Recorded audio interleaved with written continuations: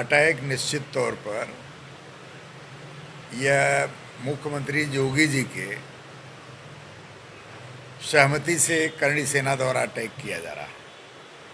करणी सेना की इतनी बड़ी हिम्मत नहीं है कि वह इस तरह के कार्य करे।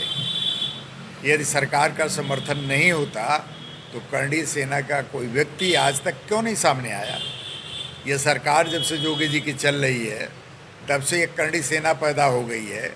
इसके पहले करणी सेना कहीं दिखाई नहीं देती थी। तो इस करणी सेना को सरकारी संरक्षण प्राप्त है और ख़ास करके मुख्यमंत्री जी का संरक्षण प्राप्त है। और रामजी लाल सुमन जो दलित चिंतक हैं, वरिष्ठ सांसद हैं, और उनके ऊपर जिस तरह से कातिलाना हमला किया गया है, यह इस बात का प्रमाण है कि यह सामंतवादी लोग, पूंजीवादी लोग, ये योगी की सरकार पिछड़ों, दलितों, अक़लियत के लोगों को मारना चाहती है, उनको डराना चाहती है, उनको धमकाना चाहती है।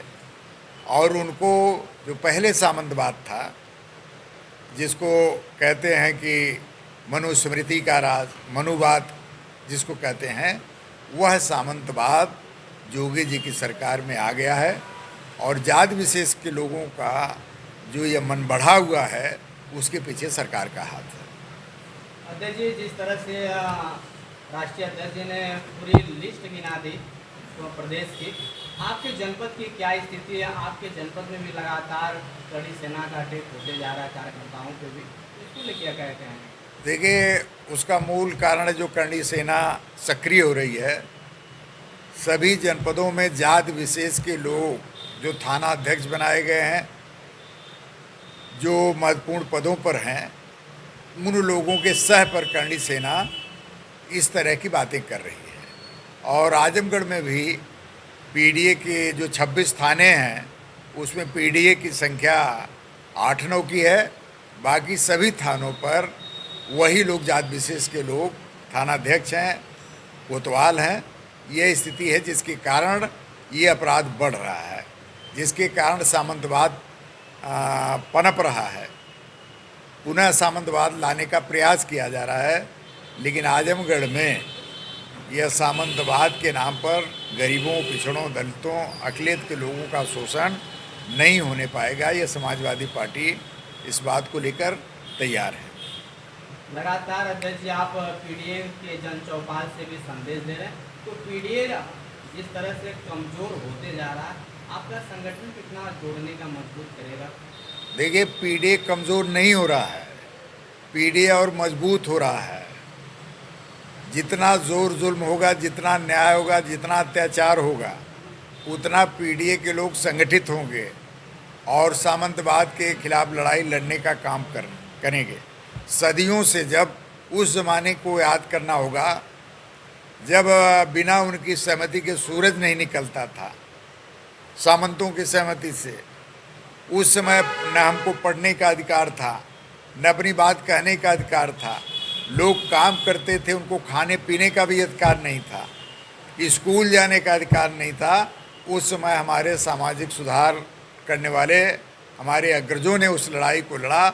आज तो हम बड़ी ताकत में हैं, हम लोग जागरूक लोग हो गए हैं, हम लोग बड़ी ताकत में हैं। इस लड़ाई को हम लोग लड़ेंगे और 2027 तक यह सामंतवाद की जड़ें खत्म कर देंगे। एक सवाल और सर, बनारस में जिस तरह से विद्यालय में बुलाकर बच्चे को, हेमंत पटेल को मारा गया, और बुलडोजर वाली सरकार जिस तरह से बात करते हैं लोग, आज तक बुलडोजर चला नहीं। और महिलाएं कि आपके विपक्ष में जिस तरह से विधायक है पल्लवी पटेल जी, 1.5 घंटा तक प्रतिनिधि होने के बाद भी उनको स्थान वन नहीं दिया गया। ब्रैकेटिंग दागने के बाद प्रशासन के शब्द से गाली सुनने को मिला, उसको लेकर क्या आप कहेंगे? देखिए, इस देश में संविधान और लोकतंत्र की हत्या हो चुकी है। चाहे केंद्र की सरकार मोदी की हो, चाहे प्रदेश की सरकार योगी जी की हो। आज प्रधानमंत्री के क्षेत्र बनारस में पिछड़े समाज के हेमंत पटेल को बुला करके जिस तरह से सामंतवादियों ने उनकी हत्या किया, गोली मारा, इस तरह की घटनाएं बहुत कम सुनने में आती हैं, देखने में आती हैं। लेकिन यह योगी सरकार में पिछड़ा, दलित, अक़लियत के लोगों को जिस तरह से निशाना बनाया जा रहा है, जिस तरह से उनको मारा जा रहा है, अभी एक लड़के को नंगा करके जिस तरह से सामंतवादी लोग उसको मार रहे हैं, वो चिल्ला रहा है, उसका मदद कोई करने वाला नहीं है। ऐसे हालात में इस प्रदेश की कानून व्यवस्था पूरी तरह ध्वस्त हो गई है।